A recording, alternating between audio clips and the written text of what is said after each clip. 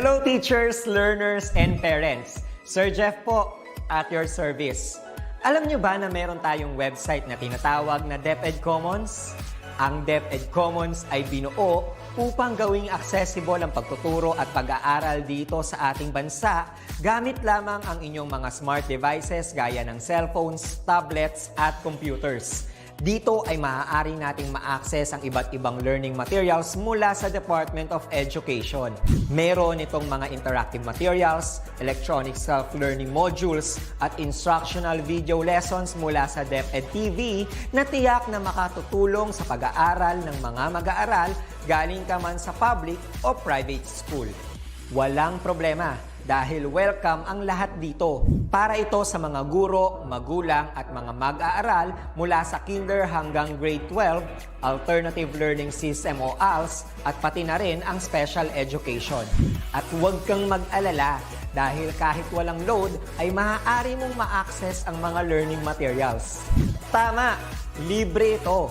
Ang kailangan mo lamang gawin ay i-on ang iyong data at buksan lamang ang iyong browser at i-type ang commons.deped.gov.ph. Alam na ba ng iyong mga kasamahang guro o mag-aral ang tungkol sa DepEd Commons? I-share mo na ang video na ito upang matuto rin sila kung paano gagamitin ang DepEd Commons sa mabilis at napakadaling paraan. Muli, ito po si Sir Jeff at kita-kits po tayo sa DepEd Commons. Paalam!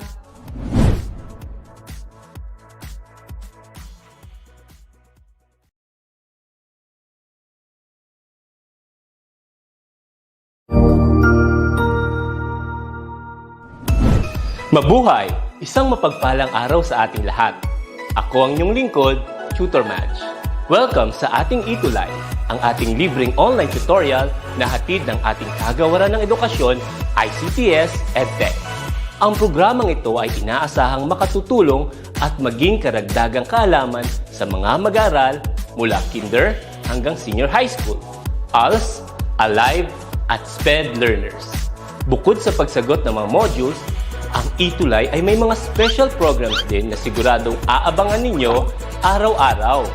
Katuwang ang ating mga minamahal na mga magulang at guro ay maitutulay natin ang pagkatuto. Kaya, ihanda na ang inyong module, lapis, papel o kwaderno. Ihanda rin ang isip, mata at tenga sa isa na namang makabuluhang aralin. Tayo nang matuto kasama ang inyong volunteer online tutor sa oras na ito.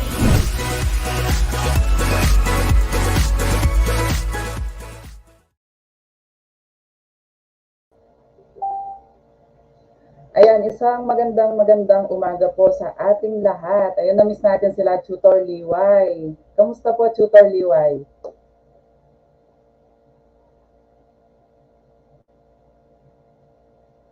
Kamusta po kayo, Tutor Liway?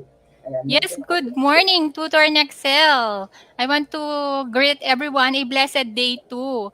Very exciting yung nakaraang week, Tutor Nexel. And to think, week 5 na tayo. Eh, napakabilis lamang, Tutor Liway. Imagine, from week 1, week 5 na tayo ngayon sa ating session. And muli, sa ating mga manonood, magpapakilala lamang po ako. Ako si Tutor Nexel, ang inyong millennial teacher mula sa SDO Angeles City. At kasama ko si... Ako po si Tutor Liway, ang tutor na nanay from SDO Angeles City. At kasama po natin si Tutor Mike ng SDO Imus City. Ayan. Maraming salamat sa pakikisama ngayon sa ating session at na sinisigurado ko na mag-enjoy tayo dahil malalaman natin yung mga isda kung ano ba yung parts niya. Ayan.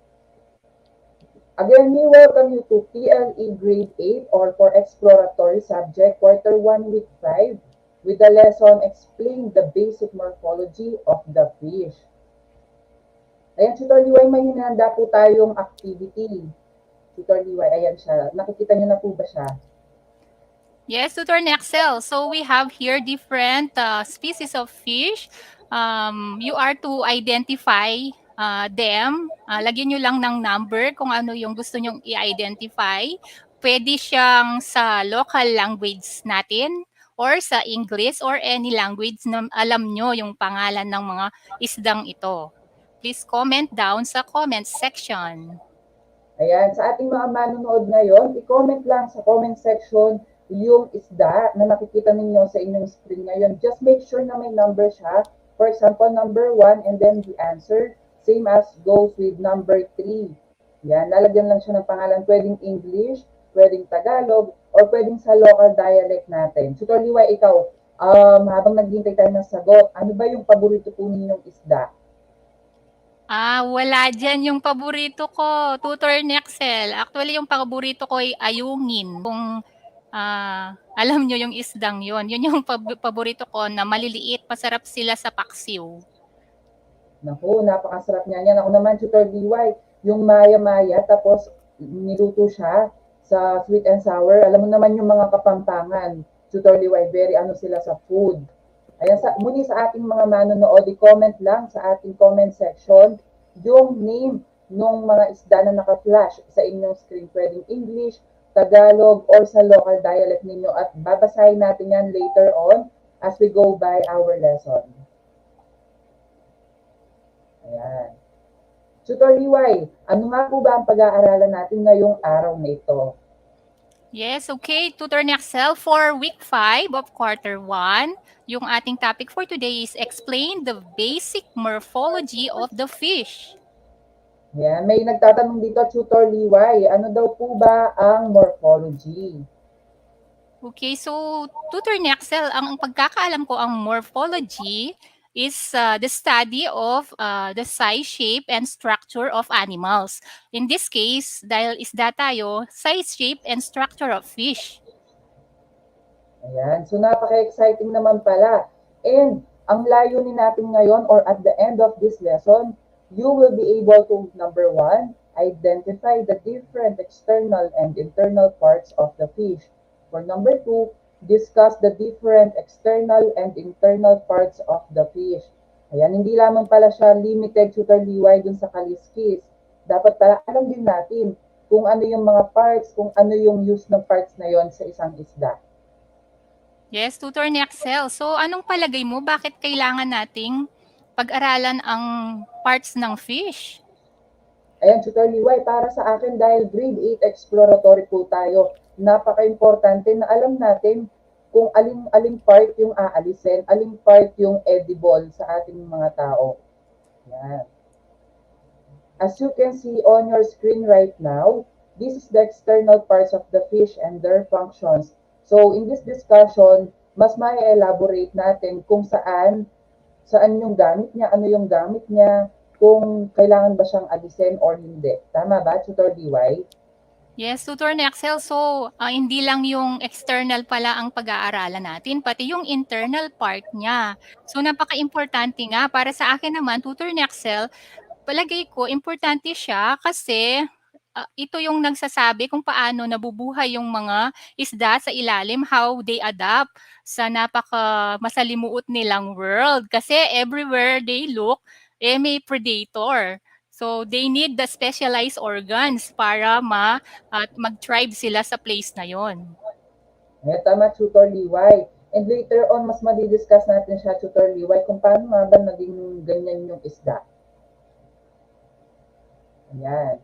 For the external part, we will discuss number 1, the operculum or the gill cover, which is the part of the fish that covers the gills. Ayan, as you can see on the screen right now, nandito siya. Ayan po siya. And for number 2, Tutor Liway. Yes, yung number 2 is scales. So, ano kasi ang Tagalog or local na name ng scales sa inyo? Paki-comment sa comment section. Ito yung part ng fish na nagko-cover sa body. So, kung ang animals mayroong hair to cover the body of animals, and yung fish mayroon siyang scales. Ayan, tama, Tutor Liway. So, ito yung nagsiserve ng protection po nila sa mga corals, ganun, sa mga land, sa ilalim ng tubig. And then for number 3, we have the lateral lines, which is the lines along the body of the fish used to help the fish adapt itself to its new environment. Ayan po siya, nasa dulo siya. Ito yung nasa line. And for number 4, Tutor Liway, ano po yung meron tayo sa number 4? So yung number 4, fins. Part of the fish used for swimming, balancing, and propelling in water. So ano kaya ang local name ng fins? Ano ba sa inyo ang tawag sa fins? Paki-comment din sa comment section. Ayan, please comment down on our comment section. Pwedeng-pwede yung common or yung dialect ninyo sa mga terms na nagagamit. Ano nga ba yung pin sa inyong dialect? Please comment sa baba. Yan.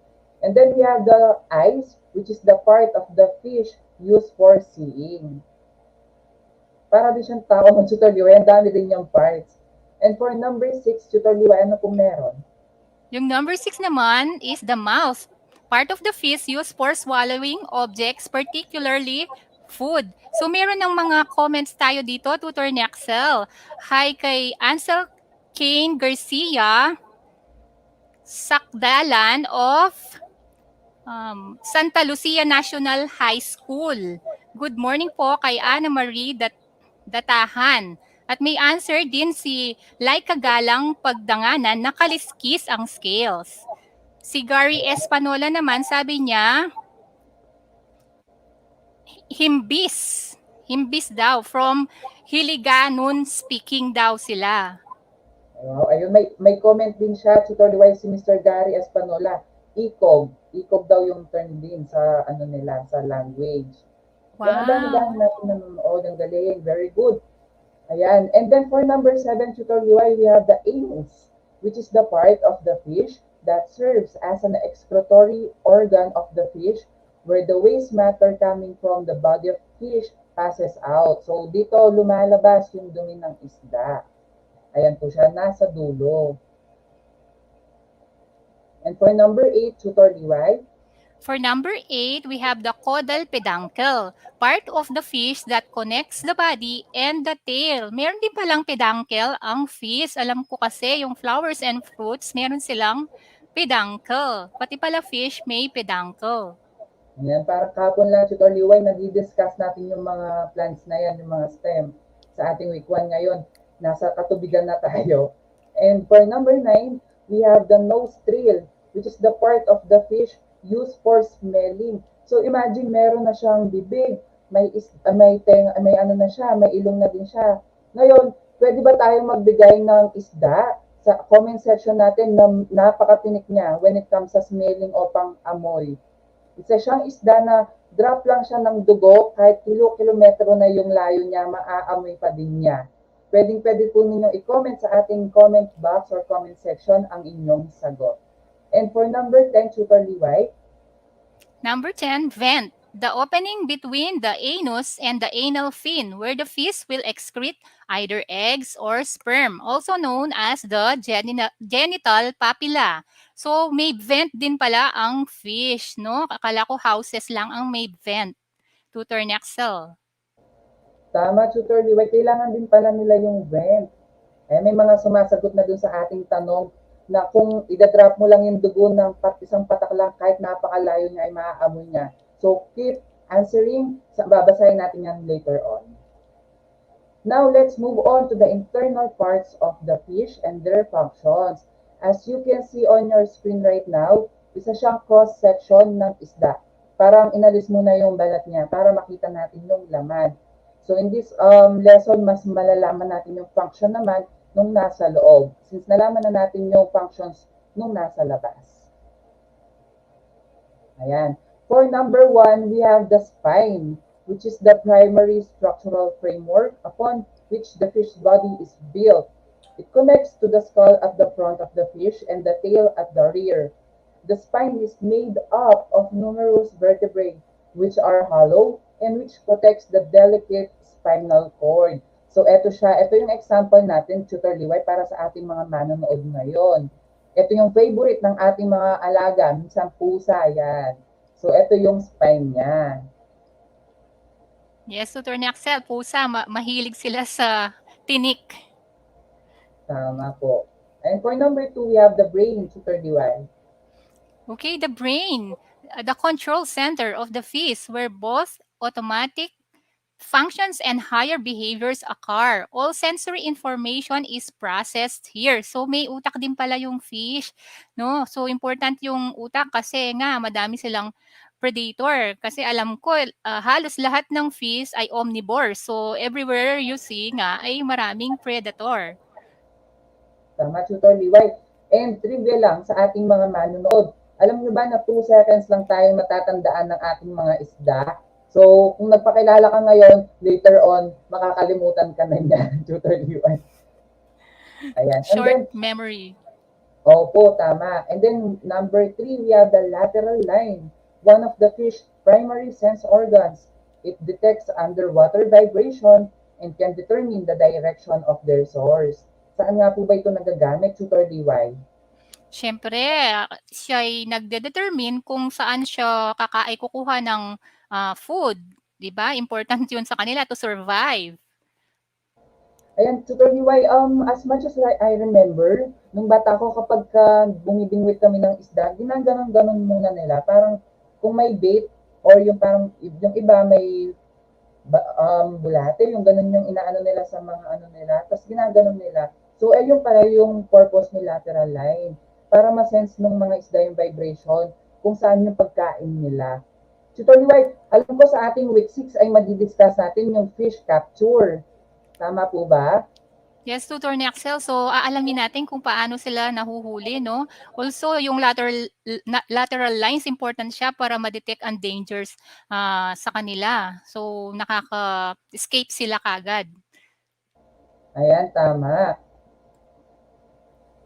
And then for number 4, we have the swim or air bladder, which is the hollow part of the fish, gas-filled balance organ that allows a fish to conserve energy by maintaining neutral buoyancy in water.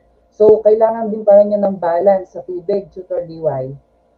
Yes, Hindi Tutor pala ibig Nexel. sabihin, oo, hindi po pala ibig sabihin may palikpik siya, makakalangoy na siya. Kailangan pala ng air bladder. Ang galing naman, Tutor DY. Ano pa po meron tayo sa isda?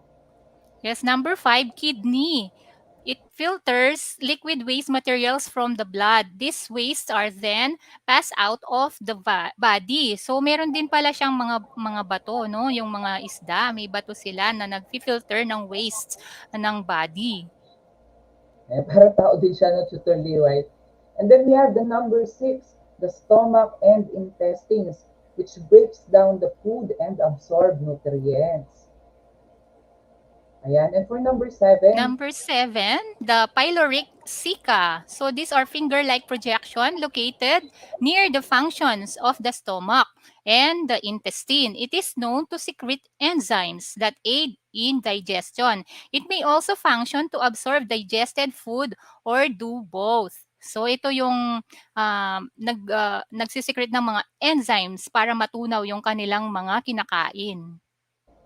ayan, Tutor Liway, may mga sumagot sa ating questions kanina. Sila kagalang pagdanganan. Sharp daw yung sagot. And then napapawaw si Mary Alea sa ating lesson or topic ngayong araw. Ayan. Thank you so much po. And then we also have the liver. It assists digestion by secreting enzymes that break down fats and serves as the storage area for fats and carbohydrates na nagagamit ng isda para sa kanyang navigation. Yung carbohydrates ang nagsiserve as source of energy. And for number 9, Number 9 is the heart. It circulates blood throughout the body. So same lang yung function niya sa tao at sa mga animals, no? Circulating blood throughout the body is the function of the heart. ayan, and then for number 10, ito pinaka-favorite din natin, which provides movement and locomotion. The muscle is the part of the fish that is usually eaten. So, ito yung madalas natin kinakain, yung muscle ng isda. So, it is composed of fillet. Yan, fish fillet, ang favorite natin, Tutor Liway. And then, ano pa po ang meron tayo? Next yung gonad, yung hormone secreting sexual gland ng fish. Ito yung sexual part or it functions as the sexual organ of the fish. Ayan, ang dami niyang part, parang nagiging tao na din yung isda, Tutor Liwan. Yes, Tutor Nexel. So, dun sa mga na-discuss nating mga part, Tutor Nexel, ano ba yung pinaka-favorite mong part ng fish na kinakain? Yung favorite part ko sa Tutor Liway, yung ano niya talaga, yung sa buntot, kasi para sa akin na andun yung mga laman. Nandun yung laman talaga. Kayo po ba, Tutor Liway? Ako naman yung head part, no? Kasi masarap yung pisngi. Ako gusto ko yung pisngi. Yung kayang mga manonood natin, ano yung favorite part nyo na kinakain sa fish? Tama, Tutor Liway. And speaking of pisngi, we have the parts of the gills, Tutor Liway, yung dito niya, yung sa side. Number one, the gills filaments, which is used for exchange of gases such as the oxygen and carbon dioxide. Next, Tutor Liway. Yes, number 2 is gills arches, used for support and passing for blood to and from the gill filament. So, yung mga viewers natin, ano ba yung local name ng gills sa inyo? Paki-comment sa comment section. Ayan, babasahin po natin ang inyong mga comment section later on, sa comment section later on. So please keep your comments coming. And then we have the gill rakers used for straining food from the water. Yan, imagine nga naman, Tutor Liway, di ba gumagalaw po yan? Gumaganon-ganon, Tutor Liway. So parang ginagamit niya sa paghinga. Tama po ba ako? Yes, Tutor Naxel. So, meron nang nag-comment dito, si Lai Kagalang Pagdanganan. Sabi niya, hasang. Very Ayan, very good. good si Aika, very good. So, palakpakan naman natin siya kahit virtual lang, Tutor Liway. Very good siya. Ayan. Ang bilis-bilis lang ng ating lesson sa mga isda. Ayan. And may inihanda po tayong activity, Tutor Liway, para sa ating mga manonood ngayong araw na ito. Ang activity po nila ay draw or take a picture of your fish or the favorite fish that you wanted to draw or take a picture with. And then label the parts that you remember on your lesson. So kung ang ulam mo ngayon ay tilapia, pwede mo din naman siyang picturean and then i-label mo na lang yung mga ano niya, yung parts, Tutor Liway, kesa baka pumunta pa sila sa dagat, Tutor Liway, at magganap ng isda. So, pwedeng-pwede naman yung mga ulam ninyo. So, bago kainin or bago lutuin ni nanay, ay pwede ninyong picturean muna and then i-post na lang sa ating DepEd ETUlay Facebook group with the hashtag grade 8 TLE, hashtag TLE Docado, and then hashtag TLE Exploratory. Ayan. Tutor Liway, muli, ano nga ba ang favorite fish mo? Ako, ayungin. It is a freshwater fish. Alam ko siya na freshwater. Kayo, yung mga manonood, meron ba kayong favorite fish na kinakain? Paki-comment sa comment section kung para ma-mention natin dito. Ayan. So, please join this activity or try to do this activity so that we can post it on our Facebook group at maipagmalaki natin ang TLE. Ang mga grade 8 exploratory ay very active talaga. At may natututunan sila, Tutor Liway, sa ating lesson. Ayan. Ayan, baka may gusto pong mag-screenshot, Tutor Liway. Bigyan natin sila ng 5 seconds to take a screenshot para sa ating directions sa activity. 5, 4, 3, 2, 1. Ayan. Tutor Liway, baka may gusto kayong i-shoutout bago tayo mag-end sa ating session ngayong araw na ito.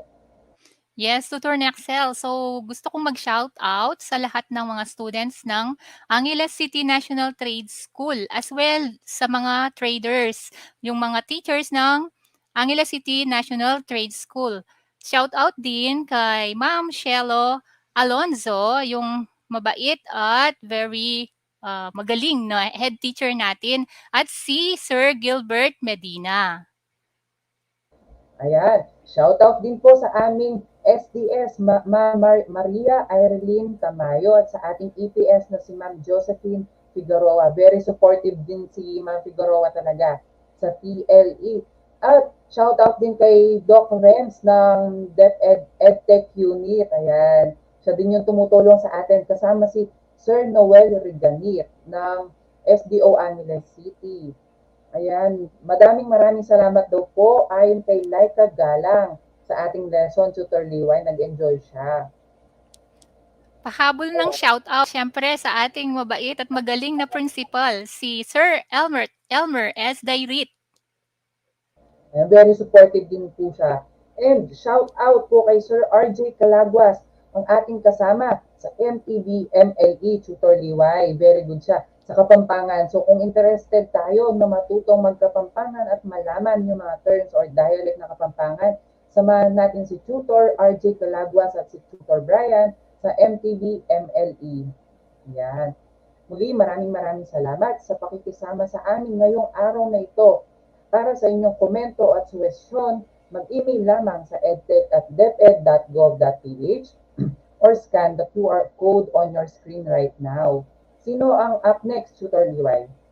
Up next is Tutor Michael and Tutor Mary May sa TLE 9. Ayan, maraming salamat po sa pakikisama sa amin ni Tutor Liway muli. Ako si Tutor Nexel, ang inyong millennial tutor or millennial teacher mula sa SDO Angeles City.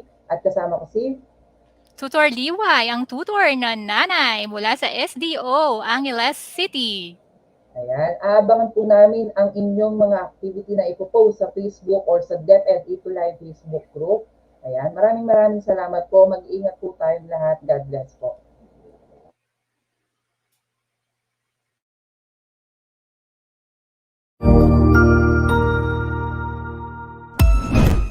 Ang husay naman! Natapos mo ang iyong tutorial session kasama ang iyong mahusay na ETUlay tutor. May bago ka bang natutuhan? I-share na yan gamit ang hashtag #ETUlayLevelUp. Huwag aalis ha, dahil may susunod pang programa na pwede mo ring panoorin at salihan. Dahil naghihintay na ang iyong mga tutors. Happy learning dito sa ETUlay!